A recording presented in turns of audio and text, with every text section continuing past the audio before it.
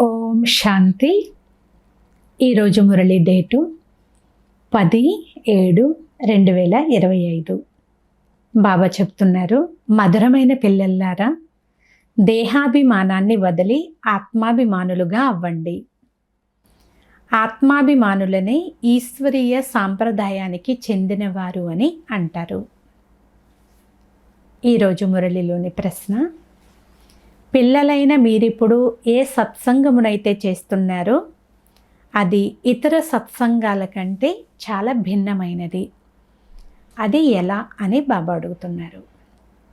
సమాధానము: ఈ ఒక్క సత్సంగంలో మాత్రమే మీరు ఆత్మ పరమాత్మల జ్ఞానము వింటారు.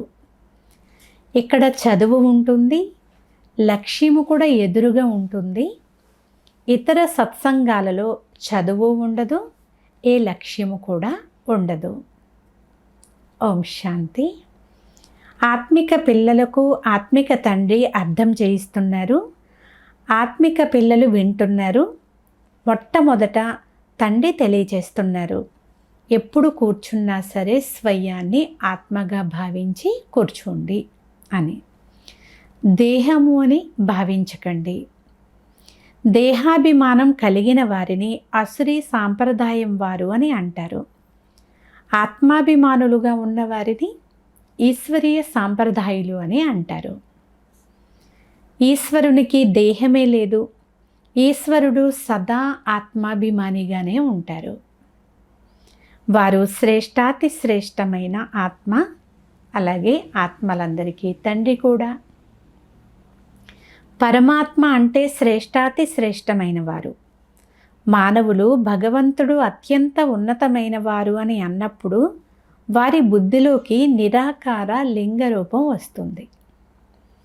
నిరాకార లింగానికి పూజ కూడా చేస్తారు.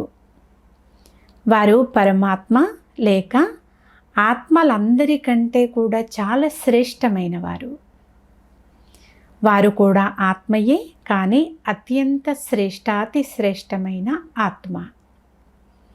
వారు జనన మరణాల్లోనికి రారు. మిగిలిన వారందరూ పునర్జన్మలు తీసుకుంటారు. మిగిలిన వారందరూ వారి యొక్క రచనయే. రచయిత నిశ్చయముగా ఒక్క తండ్రి మాత్రమే. బ్రహ్మ, విష్ణు, శంకరులు కూడా వారి యొక్క రచన. మనుష్య సృష్టి అంతా వారి రచనయే. తండ్రిని రచయిత అని అంటారు. పురుషుణ్ణి కూడా రచయిత అని అంటారు. స్త్రీని దత్తు తీసుకుంటారు. తర్వాత ఆమె ద్వారా పిల్లలను రచన చేస్తారు. అలాగే పాలన కూడా చేస్తాడు, కానీ వినాశనం చెయ్యరు. ఇతర ధర్మస్థాపకులు కూడా రచిస్తారు, పాలన చేస్తారు. ఎవ్వరూ వినాశనం చెయ్యరు. పరమాత్మను అనంతమైన తండ్రి అని అంటారు. ఎలాగైతే ఆత్మ బిందు రూపంలో ఉంటుందో అలా పరంపిత పరమాత్మ కూడా బిందు రూపంలోనే ఉంటారు. భక్తి మార్గంలో పూజ చేసేందుకు పెద్ద లింగాన్ని తయారు చేస్తారు. బిందువుకు పూజ ఎలా జరుగుతుంది? భారతదేశంలో రుద్ర యజ్ఞాన్ని రచిస్తారు. మట్టితో శివలింగాన్ని, శాలిగ్రామాలను కూడా చేసి పూజ చేస్తారు. దానినే రుద్రయజ్ఞము అని అంటారు. వాస్తవానికి దాని పేరు రాజస్వ అశ్వమేధ అవినాశి రుద్ర గీతా జ్ఞాన యజ్ఞము. ఈ మాట శాస్త్రాల్లో కూడా వ్రాయబడి ఉంది. పిల్లలకు తండ్రి చెప్తున్నారు, స్వయాన్ని ఆత్మగా భావించండి. ఇతర సత్సంగాలలో ఆత్మ పరమాత్మల యొక్క యథార్థమైన జ్ఞానమైతే ఎవరిలోనూ లేదు. ఎవరూ ఇవ్వలేరు. అక్కడ ఒక లక్ష్యం అనేది ఉండదు. పిల్లలైన మీరిప్పుడు చదువును చదువుతూ ఉన్నారు.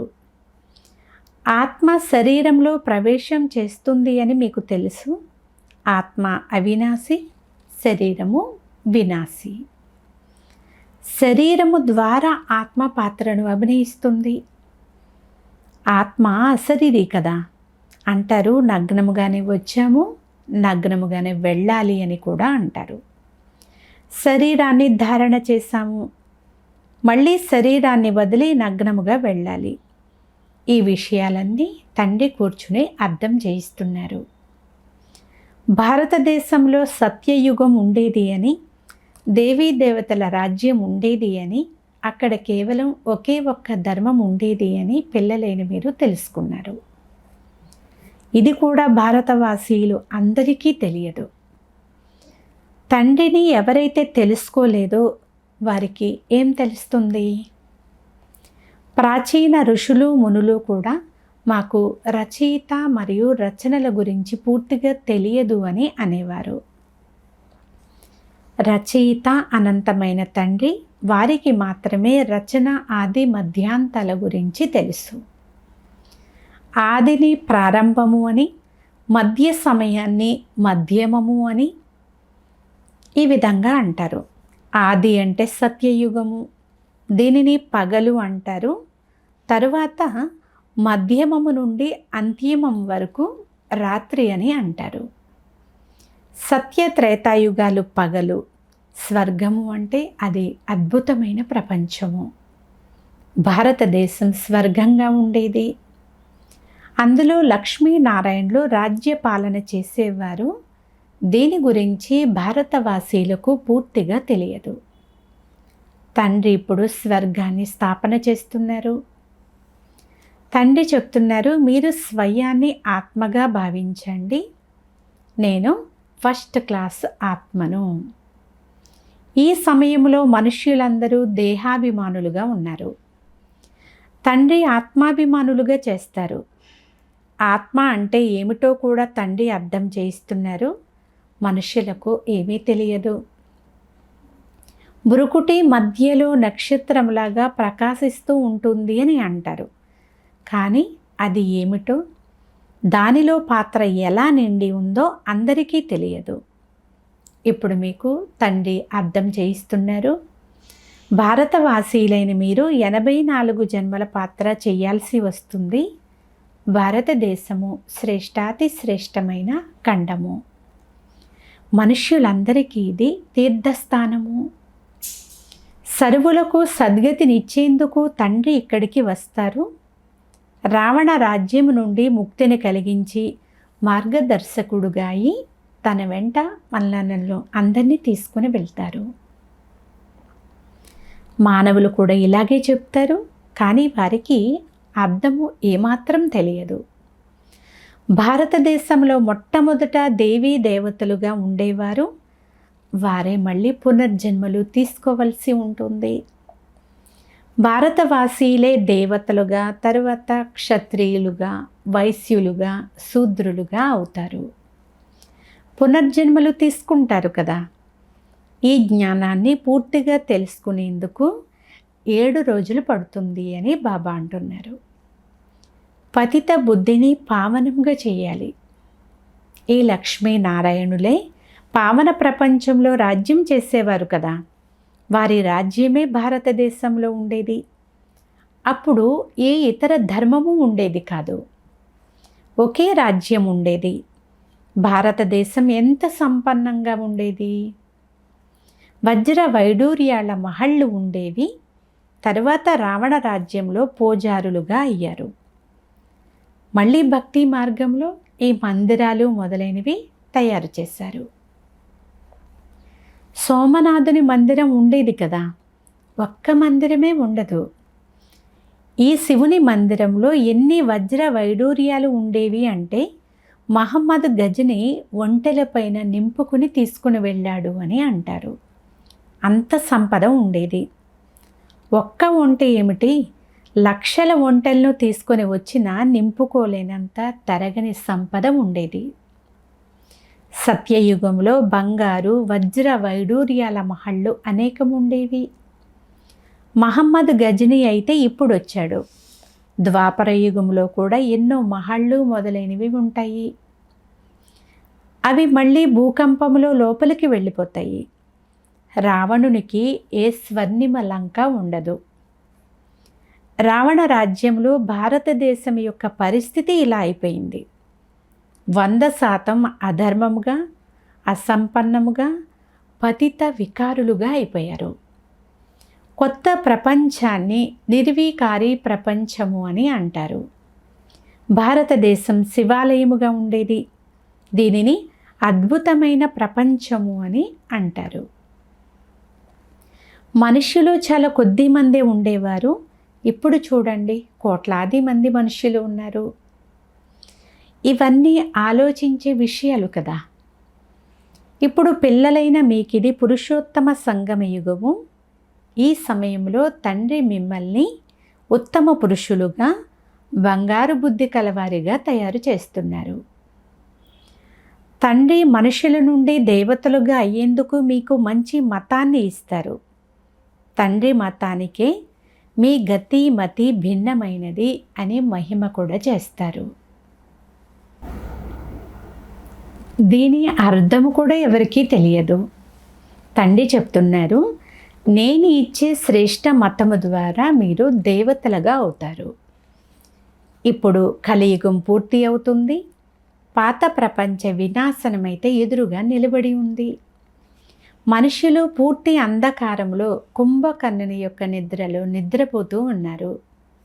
ఎందుకంటే శాస్త్రాలలో కలియుగం ఇంకా చిన్న బిడ్డగా ఉంది అని, ఇంకా 40,000 సంవత్సరాలు ఉంది అని వ్రాసేశారు. 84 లక్షల యోనులని భావించిన కారణంగా కల్పం యొక్క ఆయుష్ను చాలా ఎక్కువగా చేసేశారు.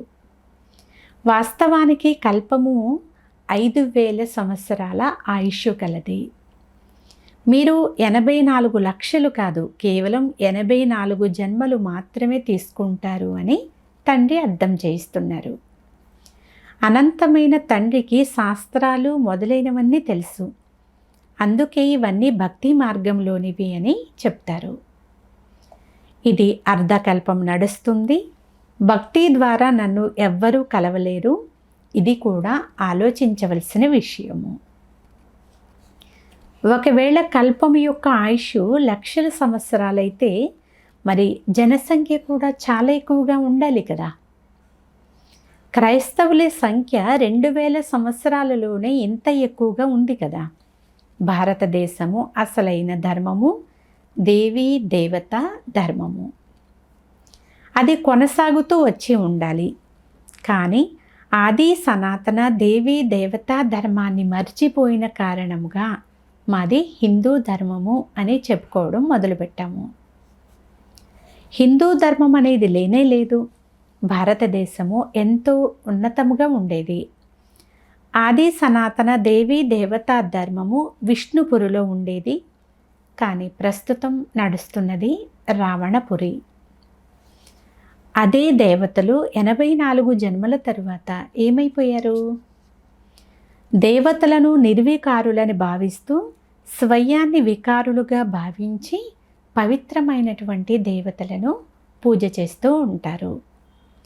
సత్యయుగంలో భారతదేశం నిర్వికారిగా ఉండేది. కొత్త ప్రపంచముగా ఉండేది. దీనినే నూతన భారతదేశము అని అంటారు. ఇది పాత భారతదేశము. కొత్త భారతదేశము అంటే ఎలా ఉండేది? పాత భారతదేశం ఎలా ఉంది? కొత్త ప్రపంచంలో భారతదేశమే కొత్తదిగా ఉండేది. ఇప్పుడు పాత ప్రపంచంలో భారతదేశం కూడా పాతదిగా అయిపోయింది. ఏ గతి పట్టింది? భారతదేశమే స్వర్గంగా ఉండేది, ఇప్పుడు నరకముగా అయిపోయింది. భారతదేశం చాలా సంపన్నవంతమైన దేశంలా ఉండేది. అదే భారతదేశము అత్యంత అసంపన్నముగా అయిపోయింది. అంటే దివాళా తీసింది. ఇప్పుడు అందరి వద్ద భిక్షం అడిగే విధంగా తయారైపోయింది. ప్రజల నుంచి కూడా భిక్షం అడుక్కుంటూ ఉన్నారు. ఇవన్నీ అర్థం చేసుకోవాల్సిన విషయాలు. ఈ సమయంలో దేహాభిమానములోని మనుషులకు కొద్దిగా ధనము లభించింది అంటే చాలు, మేము స్వర్గంలో కూర్చున్నాము అని భావిస్తారు.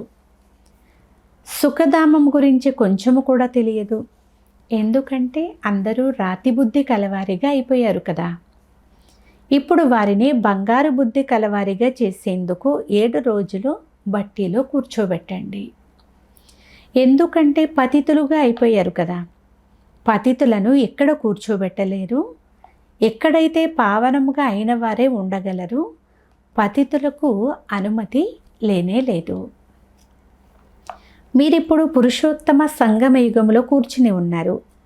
బాబా మనల్ని ఇలాంటి ఉత్తమ పురుషులుగా తయారు చేస్తున్నారు అని ఇప్పుడు మనం అర్థం చేసుకున్నాము. ఇది సత్యమైన సత్యనారాయణ కథ. సత్యమైన తండ్రి మీకు నరుడి నుండి నారాయణుడుగా అయ్యేందుకు రాజయోగాన్ని నేర్పిస్తూ ఉన్నారు. జ్ఞానము కేవలం ఒక్క తండ్రి వద్ద మాత్రమే ఉంది. వారిని జ్ఞాన సాగరులు అని అంటారు. శాంతి సాగరులు, పవిత్రతా సాగరులు అనే మహిమ కేవలం ఒక భగవంతునికి మాత్రమే ఉంది. వేరే ఎవ్వరికీ మహిమ లేదు. దేవతల యొక్క మహిమ వేరు, భగవంతుని యొక్క మహిమ వేరు. వారు మన తండ్రి. తండ్రి అని కృష్ణుణ్ణి అనరు. భగవంతుడు అనగా ఎవరో ఇప్పటికీ కూడా భారతవాసీలకు యథార్థముగా తెలియదు. కృష్ణ భగవాను వాచ అనేస్తారు. కృష్ణుడు పూర్తి 84 జన్మలు తీసుకుంటాడు. సూర్యవంశము నుండి చంద్రవంశములోకి, చంద్రవంశము నుండి వైశ్యవంశములోకి వస్తాడు. హంసో సోహం అంటే మనుషులకు పూర్తి అర్థమే తెలియదు. ఆత్మ అయిన నేనే పరమాత్మ అని అనేస్తారు. ఇది చాలా పెద్ద తప్పు కదా. భారతదేశానికి ఉన్నతమయ్యే కళ, దిగే కళ ఎలా అవుతుందో మీకు తెలుసు. ఇది జ్ఞానము, అది భక్తి. సత్యయుగంలో అందరూ పావనముగా ఉండేవారు. అక్కడ రాజారాణుల రాజ్యం నడిచేది. మంత్రుల యొక్క అవసరమే అక్కడ ఉండదు. ఎందుకంటే స్వయం రాజారాణులే అధికారులు. తండ్రి నుండి వారసత్వం తీసుకుంటారు. వారిలో తెలివి ఉంది. లక్ష్మీనారాయణులకు ఎవరి నుండి కూడా సలహా తీసుకోవలసిన అవసరం ఉండదు. అందువలనే అక్కడ మంత్రి పదవి ఉండదు. భారతదేశం లాంటి పవిత్రమైన భారతదేశం ఏదీ లేదు. మహాన్ పవిత్ర దేశము. దాని పేరే స్వర్గము. ఇప్పుడు ఇది నరకము. నరకము నుండి మళ్ళీ స్వర్గంగా తండ్రే కదా తయారు చేస్తారు. అచ్చా, మధురాతి మధురమైన అపురూపమైన పిల్లలకు మాతాపిత బాప్దాదాల ప్రియ స్మృతులు మరియు గుడ్ మార్నింగ్. ఆత్మిక పిల్లలకు ఆత్మిక తండ్రి నమస్తే. ఆత్మీయ తండ్రికి ఆత్మీయ పిల్లల యొక్క ప్రియ స్మృతులు గుడ్ మార్నింగ్. నమస్తే, నమస్తే, నమస్తే. ధారణ కొరకు ముఖ్య సారము. ఫస్ట్ పాయింట్, ఒక్క తండ్రి తెలిపే మంచి మతమును అనుసరించి మనుష్యుల నుండి దేవతలుగా తయారు కావాలి. ఈ సౌభాగ్య సంగమ యుగంలో స్వయాన్ని పురుషోత్తములుగా, బంగారు బుద్ధి కలవారిగా స్వయాన్ని తయారు చేసుకోవాలి. సెకండ్ పాయింట్, 7 రోజులు బట్టీలో కూర్చుని పతిత బుద్ధిని పావనంగా తయారు చేసుకునే ప్రయత్నం చేయాలి. సత్యమైన తండ్రి వద్ద సత్యమైన సత్యనారాయణ కథను విని నరుడి నుండి నారాయణుడుగా తయారు కావాలి. ఈరోజు వరదానము, ప్రతి ఖజానాను తండ్రి ఆదేశం అనుసారముగా కార్యములో ఉపయోగించే హానెస్ట్ లేక నిజాయితీ పరులుగా అవ్వండి. సారాంశము, తండ్రి నుండి ప్రాప్తించిన ఖజానాలను తండ్రి ఆదేశం లేకుండా ఏ కార్యములోనూ ఉపయోగించని వారినే హానెస్ట్ అంటారు. అంటే నిజాయితీ పరులు అని అంటారు. ఒకవేళ సమయము, మాట, కర్మ, శ్వాస లేక సంకల్పాలను పరమతము లేక సాంగత్య దోషంలో వ్యర్థం వైపు పోగొట్టుకున్నారు అంటే, స్వచింతన చేయడానికి బదులుగా పరచింతన చేశారు అంటే, స్వమానానికి బదులుగా ఏ విధమైన అభిమానంలోకైనా వచ్చారు అంటే, శ్రీమతానికి బదులు మన్మతం యొక్క ఆధారం పైన నడిచారు అంటే వారిని హానెస్ట్ అంటే నిజాయితీ పరులు అని అనరు. ఈ ఖజానాలన్నీ విశ్వ కళ్యాణం కొరకే లభించాయి కనుక అందులోనే ఉపయోగించాలి. హానెస్టీగా అంటే నిజాయితీ పరులుగా అవ్వడము అంటే ఇదే. స్లోగన్: మాయతో వ్యతిరేకించండి, అంతేకాని దైవీ పరివారంతో వ్యతిరేకత ఉండకూడదు. అవ్యక్త సూచన: సంకల్పాల శక్తిని జమ చేసుకుని శ్రేష్టమైన సేవకు నిమిత్తులుగా అవ్వండి. ఆత్మలందరూ ఒకే బేహద్దు పరివారము. మీ పరివారంలోని ఏ ఆత్మ కూడా వరదానము నుండి వంచితముగా ఉండిపోకూడదు. ఇటువంటి ఉమంగ ఉత్సాహాల శ్రేష్టమైన సంకల్పము సదా మనస్సులో ఉండాలి. మీ ప్రవృత్తులలోనే బిజీగా ఉండకండి. బేహద్దు స్టేజి పైన స్థితమై ఉండి బేహద్దు ఆత్మల సేవ కొరకు శ్రేష్టమైన సంకల్పాలను చేయండి. ఇదే సఫలతకు సహజమైన సాధనము. అచ్చా. ఓం శాంతి.